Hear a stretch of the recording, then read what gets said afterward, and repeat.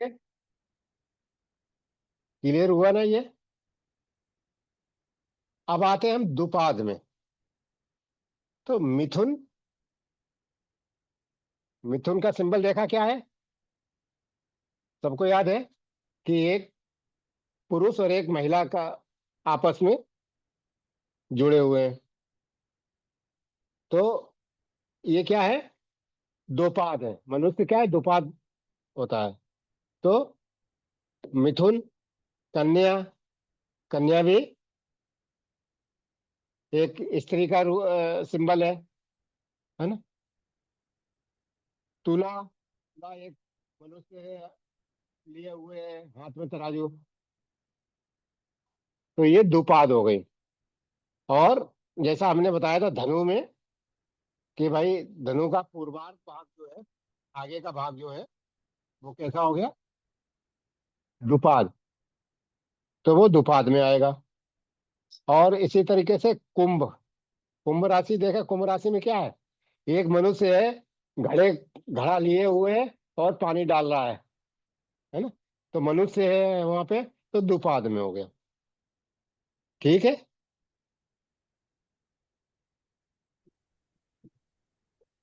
समझ में आ रही बात हमारी? दुपाद। राशियों के सिंबल याद रखिए अपने आप। राशियों के जो सिंबल है उसी हिसाब से बांटा है। सर धनु को किस में लेंगे?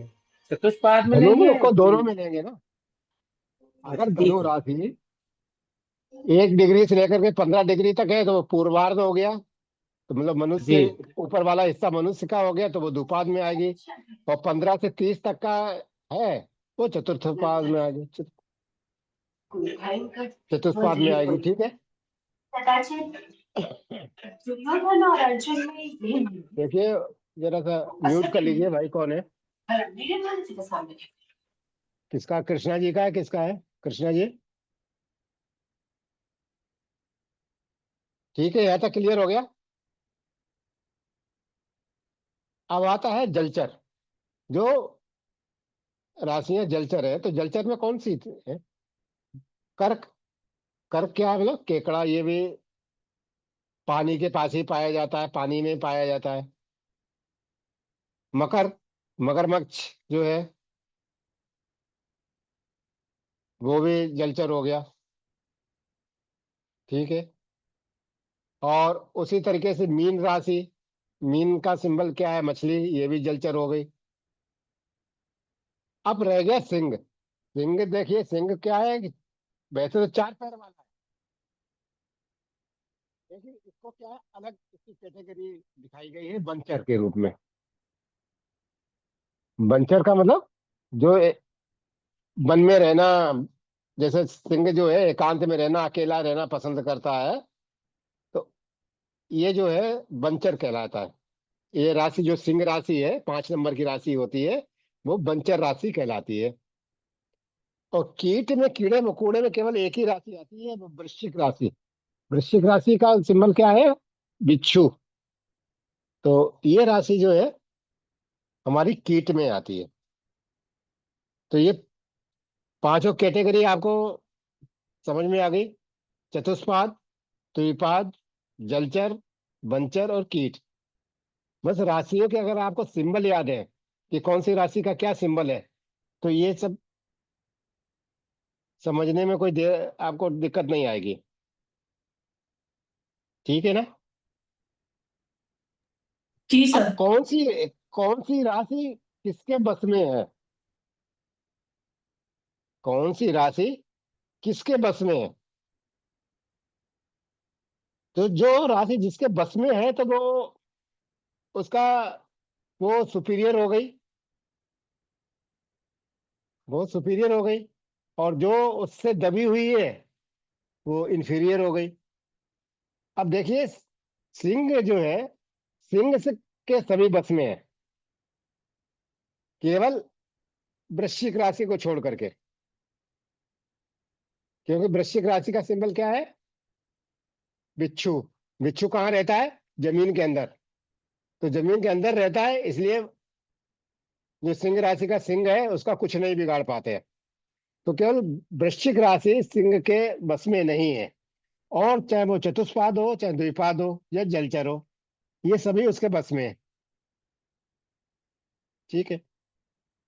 इसी तरीके से केवल सिंह राशि को छोड़ करके और सभी राशियां जो हैं वो हमारे द्विपाद मतलब मनुष्य के बस में है।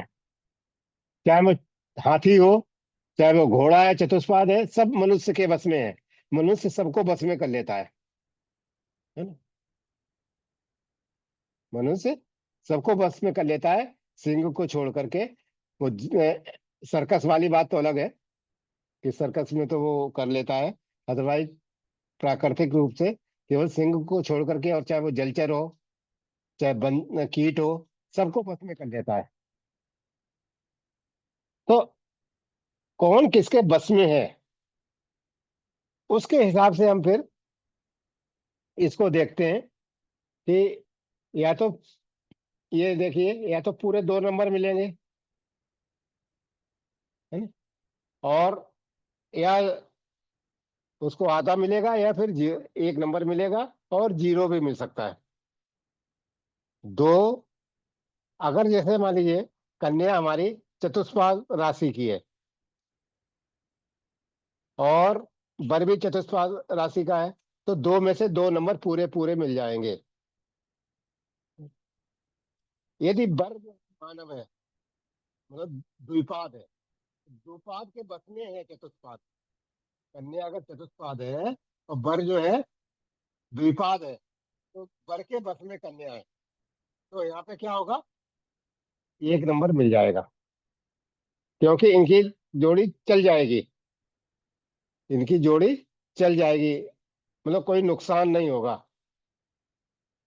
अगर वर के बस में अगर कन्या का है तो कोई दिक्कत नहीं है, वो जोड़ी चल चल जाएगी, इसलिए इसको 1 नंबर दिया। अब कन्या मान लीजिए क्या है, चतुष्पाद है, और वर जो है वो जलचर राशि वाला है। तो यहाँ पर भी क्या है कि निभ जाएगी, ऐसा एक दूसरे के दुश्मन नहीं है ये। ऐसा चतुष्पाद और जलचर एक दूसरे के दुश्मन नहीं है। जैसे 4 पैरों वाला जमीन पे रहता है, और ये अपने नदी तालाब में रहते हैं, तो ये एक दूसरे के दुश्मन नहीं हो सकते। एक दूसरे के दुश्मन नहीं होंगे, तो इनको 1 नंबर मिल जाएगा। ऐसे ही बर जैसे बर मान लीजिए जलचर है, और कन्या जो है वो क्या हो गई, मानव। मानव का मतलब द्विपाद। द्विपाद। तो कन्या क्या है, द्विपाद होने की वजह से कन्या के बस में, आपको बताया, सिंह राशि के अलावा सब, मतलब बंचर के अलावा सब उसके बस में है। सब उसमें बस में है, जलचर है, तो आधा नंबर मिल गया। और चूंकि अब देखिए बंचर मनुष्य के बस में, सिंह नहीं है, तो यहाँ पे चूंकि बस ही नहीं है, इसलिए यहाँ पे 0 नंबर दिया गया। जो जिसके पूर्णतया बस में है, नुकसान पहुंचा सकता है, तो वहां तो 0 नंबर है। अदरवाइज जो है 1 नंबर, आधा नंबर, या 2 नंबर। 2 नंबर ज्यादातर ऐसे है कि जो एक ही वर्ण के हैं। जैसे चतुष्पाद चतुष्पाद है, मानव मानव है, मतलब द्विपाद द्विपाद है, जलचर जलचर है, या बंचर बंचर है, या कीट कीट है। तो ये आपस में अगर एक ही उसके है, बस के, तो इनको पूरे पूरे नंबर मिल जाते हैं। अदरवाइज या तो 0 मिलेगा कुछ में, जो एकदम पूर्णतया एक दूसरे के दुश्मन है। बंचर मतलब जैसे सिंह है, और मानव है, तो ये एक दूसरे के दुश्मन है, तो यहाँ पे 0 नंबर दिया गया।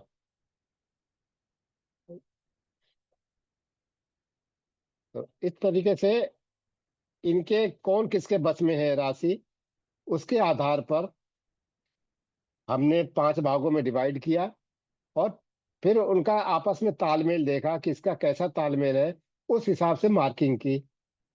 तो ये हम 2 में से कितने नंबर मिले उसको नोट कर लेंगे। ऊपर जैसे 1 में से कितने नंबर मिले उसको नोट कर लेंगे। तो इस तरीके से हम हर पैरामीटर के नंबर नोट करते जाएंगे और फिर देखेंगे 36 में से हमें कितने मिल रहे हैं। तो यही होता है। अब हमारा तीसरा नंबर आता है तारा। तारा जो है वो, जैसे हमने बताया कि नक्षत्र पे आधारित है। और नक्षत्र कितने होते हैं हमारे? 27। नक्षत्र कितने होते हैं? 27। अगर हम 9 भागों में बांटते हैं तो 3 पेयर बन जाते हैं, 9 9 के 3 भाग बन जाते हैं। 9 एक में, एक खंड में, 9 एक में, 9 एक में, ऐसा ऐसे ऐसे करें तो 3 खंडों में विभाजित हम 27 नक्षत्रों को कर सकते हैं। अब जो नक्षत्र होते हैं, इनका जो क्रम होता है उसको 9 भागों में बांटा है। जैसे जिस नक्षत्र में पैदा हुआ है तो वो नक्षत्र कहलाता है जन्म तारा। और ठीक उससे दूसरा नक्षत्र क्या कहलाएगा? संपत तारा।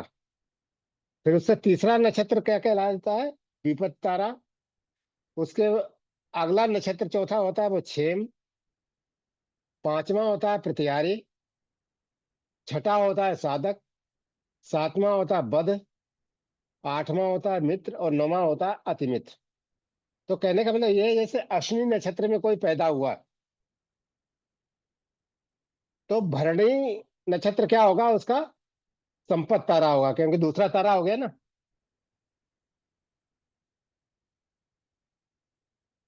कृतिका तीसरा तारा हो गया तो वो विपत तारा हो गया। तो ये जो होता है कि कोई भी काम अगर ये एक आदमी करता है, जब अगर मान लीजिए तीसरा तारा, पांचवा तारा और सातवां तारा ये अच्छे नहीं माने जाते, दुष्ट तारे, ये मतलब अशुभ तारे माने जाते हैं। कौन सा? विपत तारा, प्रतिहारी और सातवां बद तारा। तो कोई भी मनुष्य अपने नक्षत्र से जब तीसरे नक्षत्र में कोई काम करेगा तो उसको वो विफल हो जाएगा, वो सक्सेस नहीं होगा। या पांचवें नक्षत्र में काम करेगा, जब जिस समय पांचवा नक्षत्र की हो उस दिन, जैसे हर दिन नक्षत्र बदलते रहते हैं कि आज कौन सा नक्षत्र है, आज कौन सा नक्षत्र, 27 नक्षत्र बराबर रोटेट होते रहते हैं। तो जिस दिन अगर मान लीजिए विपत्ति तारा है, मतलब तीसरा तारा है, और वो कोई काम करता है तो सफल नहीं होता है। पांचवें नंबर का तारा है तो भी सफल नहीं होगा। और सातवें नंबर का तारा है तो भी उसको विपत्ति आएगी और उसको नुकसान होगा। तो इसलिए इसमें ये देखा जाता है कि कन्या और बर के तारों को आपसी तालमेल देखा जाता है।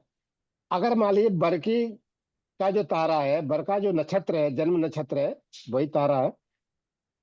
और कन्या का जन्म नक्षत्र अगर तीसरा है, तीसरे का मतलब हो गया हमारा कि मतलब अगर बर का नक्षत्र मान लीजिए अश्विनी नक्षत्र में पैदा हुआ और कन्या मान लीजिए कृतिका नक्षत्र में पैदा हुई,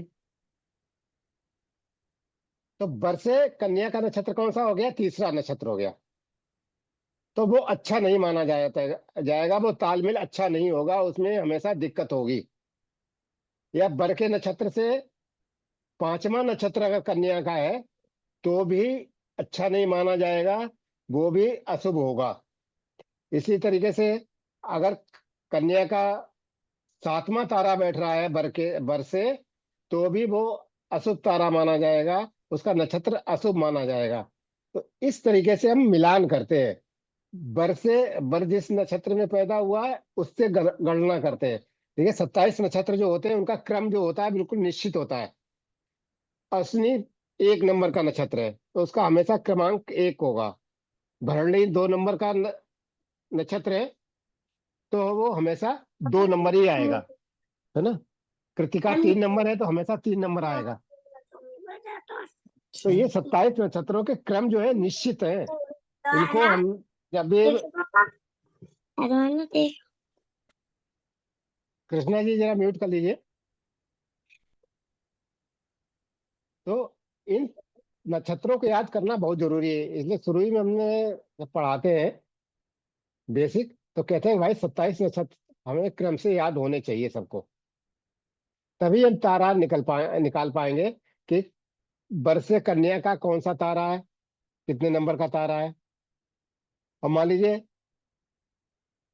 कोई बर है, बर का किसने श्रवण नक्षत्र में पैदा हुआ, मान लीजिए जिस समय उसका जन्म हुआ उस समय श्रवण नक्षत्र था। तो श्रवण नक्षत्र क्या है, 22वें नंबर का तारा है। और मान लीजिए लड़की जो है वो अश्विनी नक्षत्र में पैदा हुई, तो 22 नंबर से गिनना जाएगा। 22, 23, 24, 25, 26, 27, इस तरीके से गिना जाएगा। 22 नंबर एक हो गया, 23 नंबर दो हो गया है, 24 नंबर जो हो गया वो तीन हो गया, 25 नंबर चार हो गया, 26 नंबर पांच हो गया, और 27 नंबर छह हो गया। और अश्विनी एक नंबर जो तारा है वो कौन सा हो गया, 7 नंबर का। तो 7 नंबर का तारा होने की वजह से उनका तालमेल अच्छा नहीं होगा, वो अशुभ माना जाएगा। इसी तरीके से कन्या से भी बरका देखते हैं। कन्या जिस नक्षत्र में पैदा हुई है उस नक्षत्र से बरका नक्षत्र जो है वहां तक गिनती करते हैं।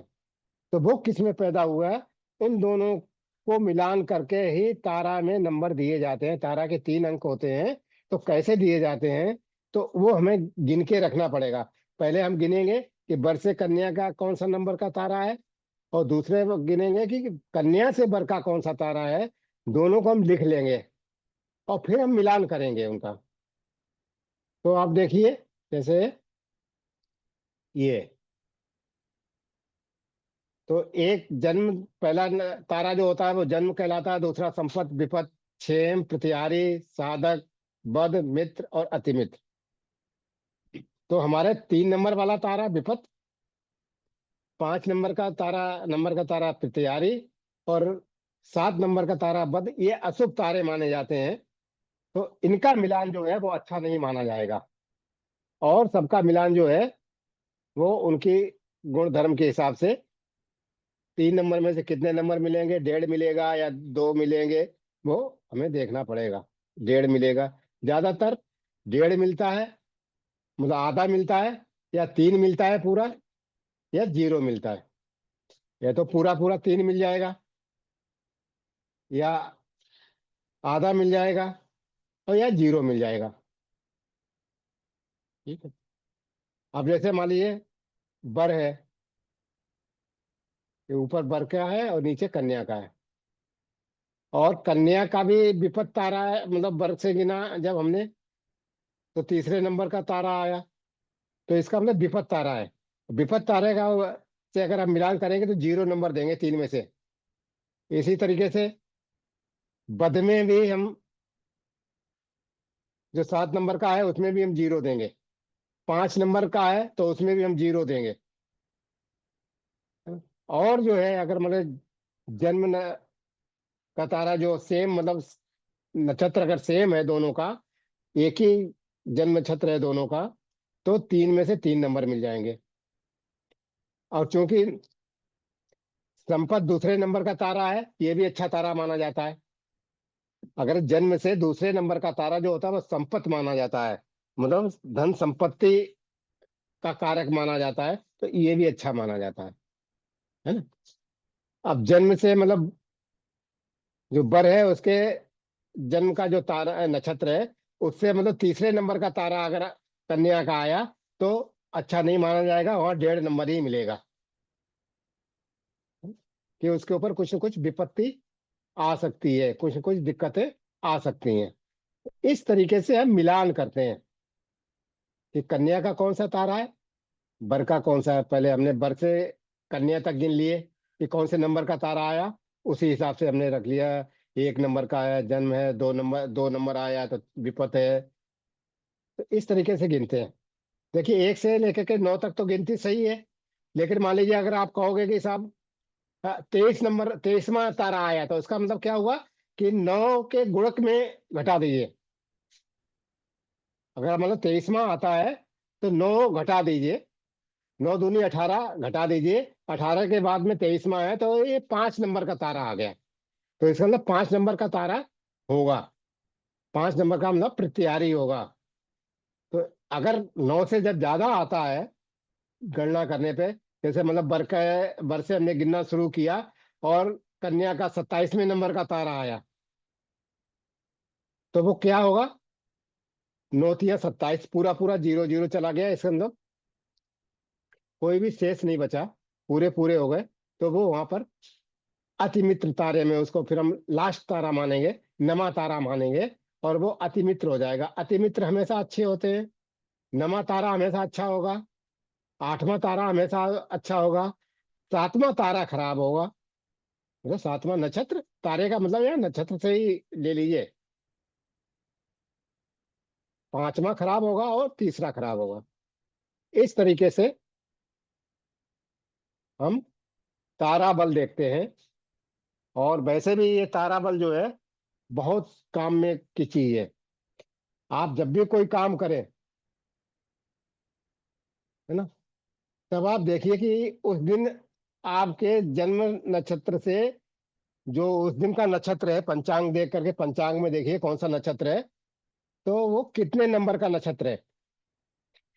यदि वो 8वें नंबर का नक्षत्र आ रहा है और 9वें नंबर का आ रहा है, तो बहुत बढ़िया, उस दिन आप काम करें तो आपका काम बनेगा, है ना। संपत्ति भी अच्छा होगा। जन्म वही था, जिस दिन जन्म हुआ वही नक्षत्र है उस दिन, तो भी आपका काम अच्छा होगा। केवल तीसरे नंबर का तारा नहीं होना चाहिए, 5वें नंबर का नहीं होना चाहिए, और 7वें नंबर का नहीं होना चाहिए। ये हमारे दैनिक जीवन में भी हम लोग इसको उपयोग में बहुत ला सकते हैं, है ना? आप किसी को भी वैसे भी बताएं कि भैया इस दिन हम काम करें कि नहीं करें, अगर कोई आपसे पूछता भी है, तो आप देखिए कि उस दिन कौन सा नक्षत्र है, और उसका जन्म जब हुआ तो उस समय कौन सा नक्षत्र था, तो उससे आप गिनिए और गिन करके देखिए कि वो नक्षत्र कौन सा आ रहा है। अगर सही अच्छा आ रहा है तो कह दो कि भाई आज आपके लिए ठीक है, अच्छा दिन है, कर सकते हो काम। ठीक है। और इसको तो जब पूरा कोर्स होता है तब उसमें हम बहुत डिटेल में जाते हैं। अगर जन्म तारा और इसका संपत्ति तारा मिलता है तो क्या क्या गुण होंगे, क्या धर्म होंगे, क्या दिक्कतें आएंगी, क्या दिक्कतें नहीं आएंगी, क्या अच्छा रहेगा, थोड़ा सा और बहुत डिटेल में जाते हैं कि, और उसमें पूरे जो 9 के 9 है करीब, ये हमारे 9 से 9 जोड़िए तो 81 कम्बिनेशन बनेंगे। इन 81 कम्बिनेशनों का क्या असर पड़ेगा, इस तरीके से हम लोग डिटेल में जाते हैं। लेकिन अभी जो मोटा मोटी ये है कि हम तारे को इस तरीके से लेते हैं, इसकी मार्किंग इस तरीके से करते हैं, वर से कन्या तक का नक्षत्र गिनते हैं, और उसी तरीके से कन्या से वर का नक्षत्र गिनते हैं। उस नक्षत्र को आपस में मिला करके देखते हैं कि हमारा 3 नंबर पूरे पूरे आ रहे हैं, कि 1.5 नंबर आ रहा है, कि 0 नंबर आ रहा है। तो इस तरीके से हर पैरामीटर को हम लोग देते हैं। ठीक है, समझ में आया?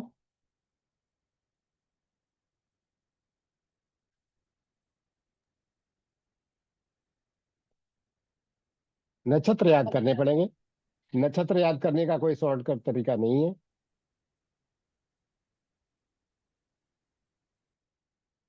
ठीक है, किसी कोई डाउट? सर ये तो ठीक है सर, जो अभी आपने लास्ट में बोला ना कि अपना नक्षत्र जिस दिन का देखना है वो नक्षत्र देखे, वो समझ नहीं आया। क्यों, क्या दिक्कत है? पंचांग उठाइए ना, पंचांग उठाइए कि आज की तारीख का देखिए ना, आज कौन सा जिस नक्षत्र है। पंचांग देखना तो सिखाया ना आप लोगों को, सपोज, है? तो हमें आवाज कट रही है क्या? आपको अपना जन्म का नक्षत्र याद होना चाहिए हमेशा, कि इस नक्षत्र में हम पैदा हुए। उस नक्षत्र का क्रम क्या है, 1 से लेकर 27 के बीच में जो नक्षत्र जहां पर भी आ रहा है उसका वो क्रम होगा, है ना। जैसे मान लीजिए कोई भी आ गया है नक्षत्र, पूर्व भाद्रपद आ गया, तो पूर्व भाद्रपद का नंबर कितना है? 25वां नंबर है। तो हमेशा याद रखिए कि हमारा जन्म नक्षत्र जो है वो 25वां है। फिर आप पंचांग देखिए उस दिन का उठा करके, पंचांग में देखिए कौन सा नक्षत्र है।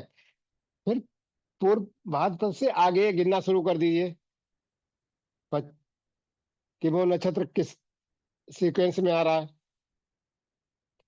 ये इसलिए नहीं समझ में आ रहा है आपके, क्योंकि आपको नक्षत्र याद नहीं है।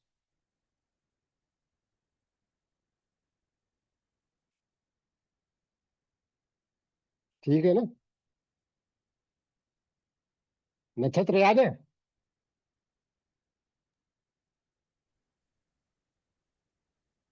सर तब तो याद कर लिए थे, लेकिन अभी बीच बीच में से कुछ कुछ हाँ मिस हो जाते हैं। हाँ, इसलिए कह रहा हूँ ना, इसलिए ये आपको अभी समझ में नहीं आ रहा है कि कैसे देखें। भाई आपको अपना जन्म नक्षत्र अगर याद है किस नंबर का है, उसके आगे भी गिनना शुरू कर दीजिए कि आज का कौन सा नक्षत्र है। ठीक है, जैसे कि मेरा मृगशिरा है, तो मैं उसके हाँ आगे से गिनना शुरू करूंगी।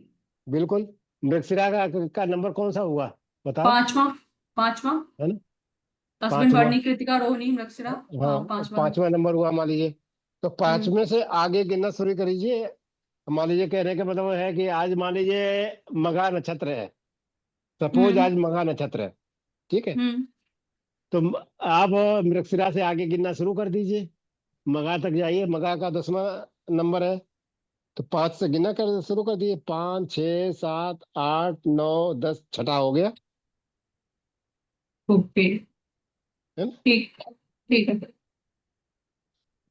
तो इस तरीके से गिनते हैं।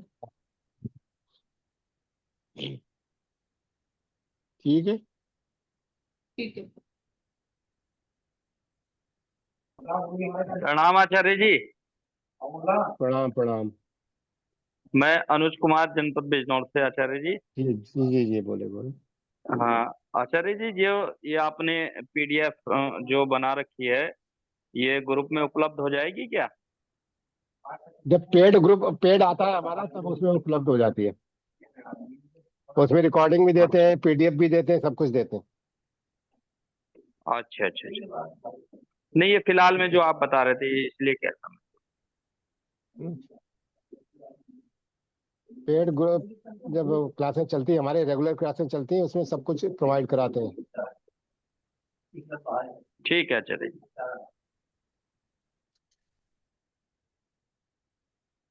ठीक है। फिर आता है हमारा योनि, चौथे नंबर का जो होता है वो योनि। तो इस ये नक्षत्रों के आधार पे है। नक्षत्रों को हमारे ऋषि मुनियों ने अलग अलग योनि में बांटा है ना? और ये 9 योनि, 10 योनि, 11, 12, ये सब योनियां ही है, 14 योनियां हैं। और 14 योनियों में अलग अलग नक्षत्रों को बांटा है ना? तो जैसे अश्विनी और सतविसा नक्षत्र है, इसको उन्होंने 80 योनि में रखा, मतलब घोड़े की योनि में रखा है। भरणी रेवती गज योनि, मतलब हाथी की योनि में रखा है ना? और उत्तरा फागुनी, उत्तरा भाद्रपद, उनको गौ योनि में रखा हुआ है, मतलब गाय की योनि में रखा हुआ है। उसी के हिसाब से इनके गुण धर्म होते हैं, इन नक्षत्रों के जो गुण धर्म है, उसी हिसाब से हमारे ऋषि मुनियों ने जानवरों को लेकर के उनका वर्गीकरण किया है। क्योंकि हमने बताया ना कि जंगल में रहते थे वो, तो जंगल में जो जानवर दिखाई देते थे, उनके जो भी गुण थे, उन्हीं गुणों को उन्होंने नक्षत्रों पे लगाया कि किस नक्षत्र के क्या गुण हैं और वो किस जानवर से तालमेल करते हैं। उसी हिसाब से उसको उस योनि में उन्होंने उठा के रख दिया। अब रोहिणी मृगशिरा सर्फ योनि में कर दिया, क्योंकि उनके जो थे वो, ये नक्षत्रों में जो पैदा होते हैं लोग रोहिणी मृगशिरा में, वो थोड़े क्रोधी होते हैं, है ना? उनका स्वभाव रूखा होता है, और थोड़ी सी दया भावना में कमी होती है, अस्थिरता, ये उनके लक्षण है। तो इस तरीके से लक्षणों के आधार पर उन्होंने हमारे पूरे 27 नक्षत्रों को बांट दिया है। मेष मतलब जो हमारी भेड़ होती है, मुसक्का मतलब जो हमारा चूहा, सिंह तो सभी जानते हैं, महेश मतलब जो भैंसा होता है, उसमें व्याघ्र, है ना, और मृग, बानर, नकुल का मतलब हो गया आपका नेवला। इन योनों 14 योनियों में उन्होंने नक्षत्रों को बांट दिया। ठीक। तो अब इन योनियों का हम वर की भी योनि देखेंगे और कन्या की भी योनि देखेंगे कि वर की योनि क्या है और कन्या की योनि क्या है, और क्या उनमें अनुकूलता है।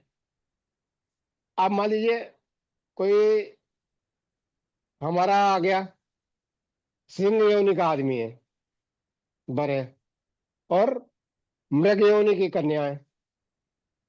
मतलब किसी वर का जन्म मान लीजिए धनिष्ठा नक्षत्र में हुआ है, और कन्या का जन्म मतलब ज्येष्ठा या अनुराधा जन्म में जन्म हुआ, तो वो हो गई मृग योनि की।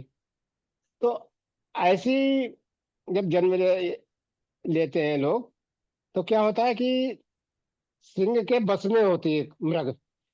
सिंह चाहे तो मृग को कभी भी अपने बस में कर सकता है, उसका शिकार कर सकता है।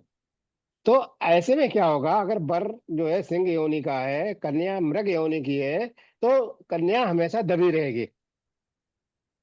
कन्या हमेशा स्वभाव से दबी रहेगी सिंह योनि वाले से।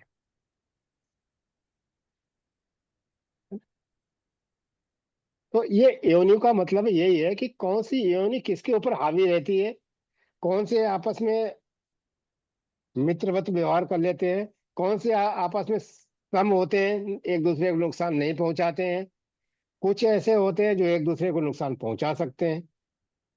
तो उनके गुण धर्म के हिसाब से हम योनि को जो 4 नंबर दिए हैं, 4 नंबर का वेटेज दिया है, उसको डिसाइड करते हैं कि 4 में से कितने मिलेंगे। अब जैसे मान लीजिए योनि इधर दी गई है, और उनकी शत्रु राष्ट्र में जो योनियां हैं वो इधर दी गई हैं। जैसे अश्व है, अश्व योनि का है, उसका शत्रु कौन सा होगा, महेश मतलब भैंसा। गज का सिंह हो गया। ये आपस में एक दूसरे से तालमेल इनका नहीं बैठता है। भेड़ का बानर से तालमेल नहीं बैठेगा, है। सर्प और नेवले का तालमेल आपस में नहीं बैठेगा। श्वान मतलब कुत्ते का और मृग का आपस में नहीं बैठेगा, है ना। बिल्ली मरजरा, मरजरा का मतलब बिल्ली, बिल्ली या मूसक का आपस में तालमेल नहीं होगा। मूसक का मरजरा के साथ मतलब बिल्ली के साथ तालमेल नहीं होगा। तो इनका तालमेल जब नहीं होता है, तब 4 में से उतने नंबर कम हो जाते हैं। इसका मतलब उनके स्वभाव में अनुकूलता नहीं है, उनके स्वभाव में अनुकूलता नहीं है। तो उसी हिसाब से नंबर देंगे। जैसे अश्व योनि का वर है, अश्व योनि की वधु है, तो पूरे 4 में से 4 नंबर मिल जाएंगे। अश्व और गज जो है, मतलब वर अगर मान लीजिए अश्व योनि का है और कन्या गज योनि की है, तो इनका आपस में कोई बैर नहीं हो सकता है, मतलब दुश्मनी नहीं है। घोड़ा की और हाथी की कोई आपस में दुश्मनी नहीं है, लेकिन स्वभाव में तालमेल नहीं होने के कारण क्या है कि 2 नंबर दिए 4 में से। है? और जैसे मान लीजिए मेष भी है, मेष और घोड़े का मतलब भेड़ का और घोड़े का कोई आपस में शत्रुता नहीं है, है ना? तो उसको, लेकिन स्वभाव में कोई ज्यादा तालमेल भी नहीं है, तो उनको 2 नंबर दिए। अब सर्प है, सर्प क्या है, घोड़े से क्या करेगा, कोई उसको ना दोस्ती ना उसकी दुश्मनी है। हमेशा एक दूसरे से हाँ। दूर दूर रहेंगे। दूर दूर रहने का मतलब वो आपस में जो है एक दूसरे से लड़ाई नहीं करेंगे। घोड़ा और सर्प आपस में लड़ाई तो नहीं कर सकते, लड़ाई नहीं कर सकते, इसका मतलब वो एक तालमेल ही सा हो गया। ठीक है, हम आपसे लड़ेंगे नहीं, भले ही आपसे नहीं बोले, लेकिन आपसे लड़ेंगे भी नहीं। तो वहां पे 3 नंबर मिल जाएंगे। तो इस तरीके से बर की कौन सी योनि है, कन्या की कौन सी योनि है, उस हिसाब से हमें योनि के नंबर डिसाइड करने पड़ते हैं कि क्या मिलेगा। अब जैसे मान लीजिए कहीं मुसक है मतलब चूहा है, और बर का मतलब बिल्ली है, मार्जा का मतलब बिल्ली है, तो ये क्या हो गया, एक दूसरे के शत्रु हो गए। शत्रु होने की वजह से वहां पे 0 नंबर मिल गया, क्योंकि ये तो आपस में अगर मिल जाएंगे तो एक दूसरे को खा जाएंगे। तो इनका तालमेल नहीं बैठेगा हमेशा, है ना, एक दूसरे के ऊपर हावी रहेंगे, है ना। इस तरीके से मतलब कन्या का अगर मर्जर है और बर का कहीं मूसक है, तो भी तालमेल नहीं बैठेगा, तो भी एक दूसरे पे कन्या हावी रहेगी। तो कौन सी योनि किसके ऊपर हावी रहेगी, इसका भी देखना पड़ता है। कि बहुत से है ठीक है चल जाएगा कोई दिक्कत नहीं, हावी है बस, तू मैं होगी, लेकिन कोई लड़ाई दंगा नहीं होगी, तो 2 नंबर दे दिए। और जहाँ बिल्कुल ही एक दूसरे पे हावी रहना है, तो वहां पे 0 नंबर मिलेगा। तो इस तरीके से एक दूसरे का तालमेल किस तरीके का है, वो हमारे ऋषि मुनियों ने उनके गुण स्वभाव के हिसाब से उनको नंबर दिए। ये देखिए, इसमें से 8 जैसे जो हमारे कूट है, कारक है, इसमें से 4 ही राशियों पे आधारित, और 4 जो है वो हमारे नक्षत्रों पे आधारित है। 4 जो है उनका तालमेल नक्षत्रों पे आधारित है, और 4 का जो है राशियों पे आधारित है, राशियों का कह लो, ग्रह का कह लो, उन पे आधारित है। अब 5वें नंबर का है ग्रह मैत्री। ये काफी महत्वपूर्ण होती है कि कन्या जो है जन्म के समय उसका जन्म राशि कौन थी, उसका स्वामी कौन था, जन्म राशि का स्वामी कौन था, वो ग्रह होगा कोई न कोई। इसी तरीके से बर की जन्म के समय कोई न कोई राशि होगी, उसका जो स्वामी होगा वो ग्रह होगा। तो इनकी आपस में क्या है, शत्रुता है। भाई कुछ ग्रहों आपस में मित्र होते हैं, कुछ ग्रह आपस में शत्रु होते हैं, कुछ ग्रह आपस में सम होते हैं। तो इस मित्रता, शत्रुता और सम के आधार पर ग्रह मैत्री के जो 5 नंबर हैं वो डिसाइड होते हैं। वैसे ये ग्रह मैत्री काफी महत्वपूर्ण है। ग्रह मैत्री अगर होती है, अगर ठीक है, जैसे 5 में से 5 नंबर मिल जाते हैं, तो कई और पैरामीटर में अगर नंबर कम भी मिल रहे हैं, तो भी अच्छा माना जाता है। जैसे भकुट है, भकुट को 7 नंबर दिए हैं, लेकिन कहा जाता ये है कि ग्रह मैत्री, अगर ग्रह मैत्री में पूरे 5 में से 5 नंबर मिल गए, और 7 में से अगर 0 नंबर भी मिल गया, तो भी वो ग्रह मैत्री है उसको ढकेल ले जाएगी, उसको खींच ले जाएगी, मतलब उसको पार कर देगी। तो इस तरीके से कुछ ऐसे पैरामीटर हैं जो दूसरे पैरामीटर को सपोर्ट करते हैं। ग्रह मैत्री कई पैरामीटरों को सपोर्ट करती है। और ग्रह मैत्री कैसे बनती है, वो ग्रहों के आधार पे बनती है।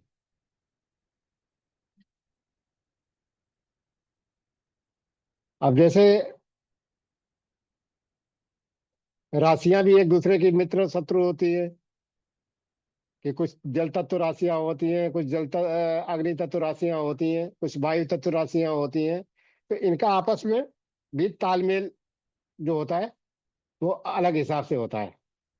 जैसे जल तत्व राशियां हैं, तो पानी अगर पृथ्वी पे गिरता है तो वो उसके अंदर समा जाता है, पृथ्वी में समा जाता है, तो वो उसका जल जो है वो पृथ्वी का मित्र है ना।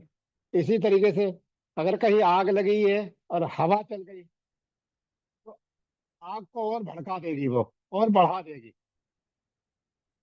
तो वायु तत्व राशियां जो है वो अग्नि तत्व राशियों की मित्र है।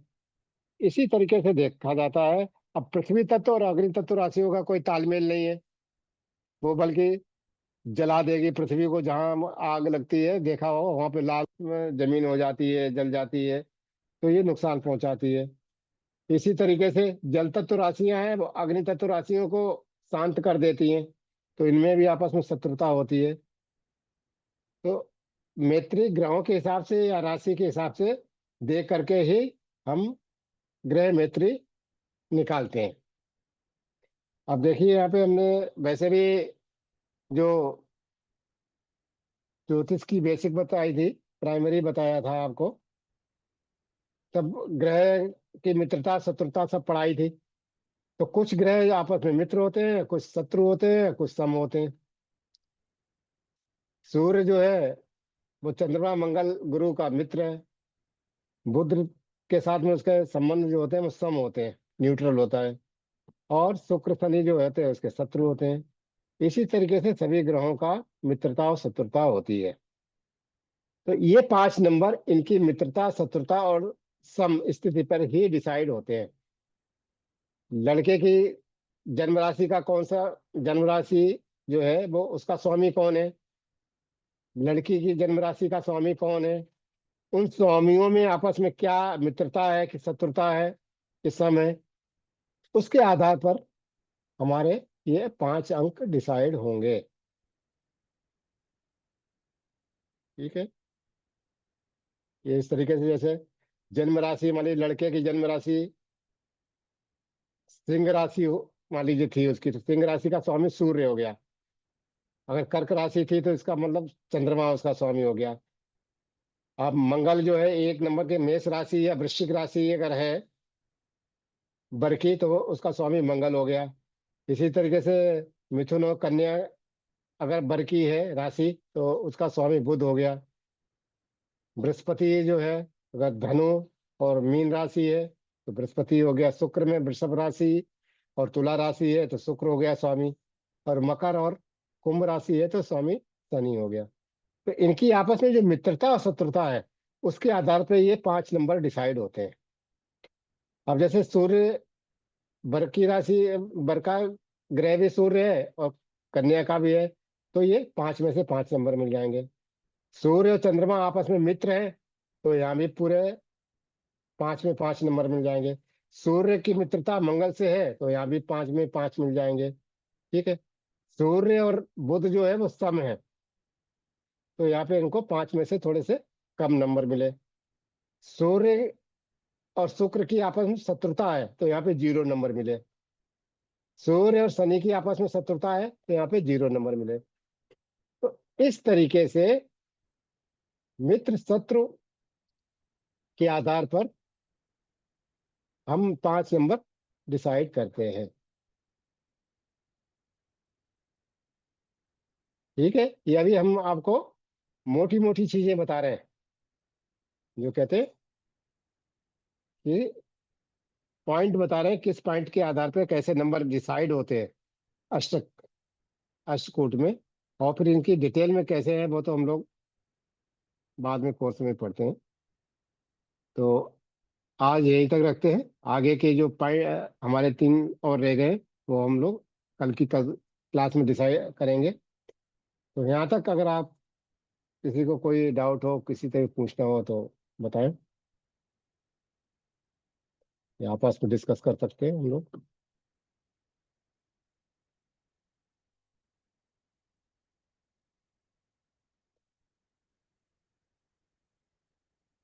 किसी का कोई प्रश्न नहीं?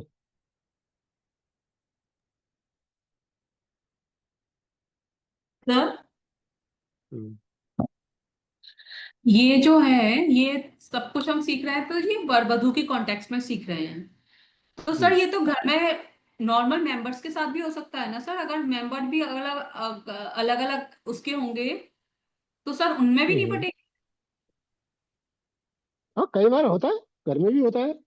आपने घर में देखा होगा ना कि कई माताओं की अपनी लड़की से नहीं ज्यादा तालमेल खाता है या लड़के से तालमेल नहीं खाता है कई बार। है ना? हम्म। हम्म। है ना?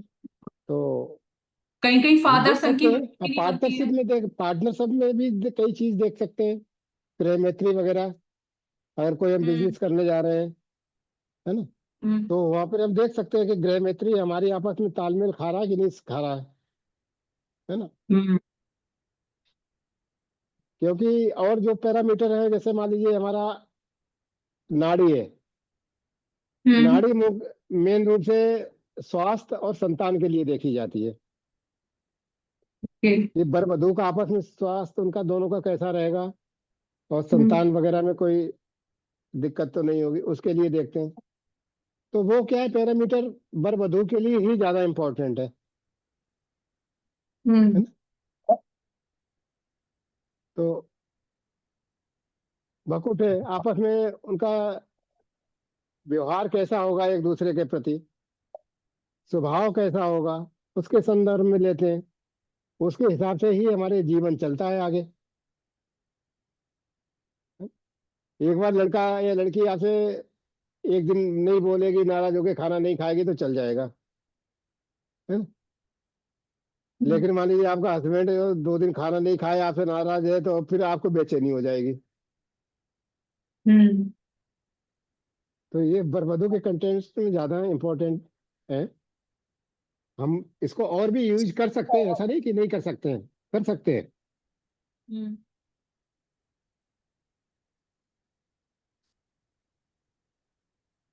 सर, हम्म। एक तो आजकल मन के संबंध मिलते भी कम हैं, और सर अगर हम इतना कुछ देखेंगे तो सर शादी कैसे हो पाएगी?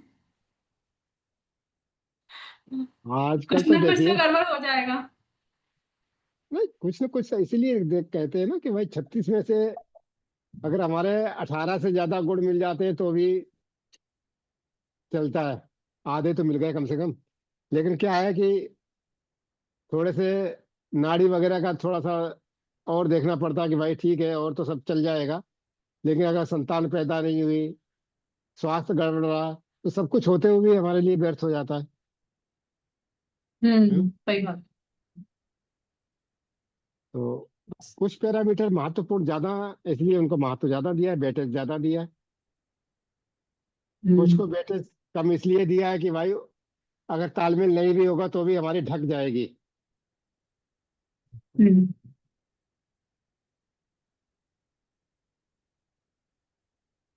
प्लीज। चलिए, ठीक है भाई। ठीक है सर, नमस्ते सर। नमस्ते। प्रणाम आचार्य जी। प्रणाम प्रणाम।